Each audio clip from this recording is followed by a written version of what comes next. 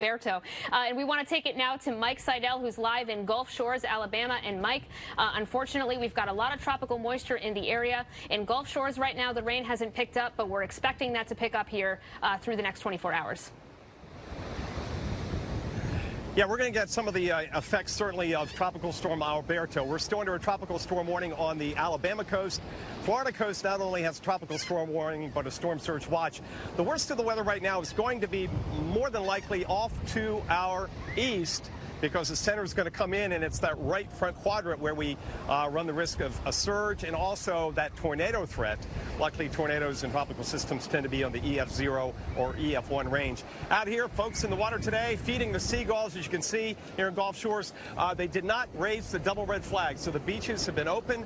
They're allowing swimmers to go in to a safe distance, and they're enjoying the water. Water temps around 80, 81 degrees. We have been, once again today, in the mid-80s with a pretty good breeze. The breeze, though, is blowing offshore, so keep that in mind. It's going to blow the water out. So again, this part of the Gulf Coast should not have any significant issues at all with storm surges, as Alberto expected to make landfall tomorrow morning somewhere around Panama City, Fort Walton Beach, that area off to our east, and that's where they could have 6, 8, 9 inches of rainfall. We also have the flash flood watches still up here for this part of the Gulf Coast, but as you get into Mississippi and points west, everything's been dropped because of the track of Alberto. We'll keep you updated from here. And Eric, I want to mention that we were at the scene of the deadly flood there in Ellicott City. That was on Saturday, July 30th, 2 years ago, and it's hard to imagine it's happening again. But to put it in perspective, you mentioned they've had 6 inches of rain in 3 hours. Well, back on that evening, they had an automated gauge, National Weather Service, and they picked up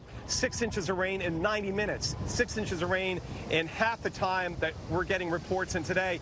The Patapsco River came up 13 feet in just over an hour and a half, and in 5 minutes it came up 2 feet. That is an incredible rise on that river. And the next day there were cars up and down the Patapsco as you came out of Old Town, Ellicott City, a beautiful town, and the cars lining the river, and you could see where the water line had been. So incredible flash flood.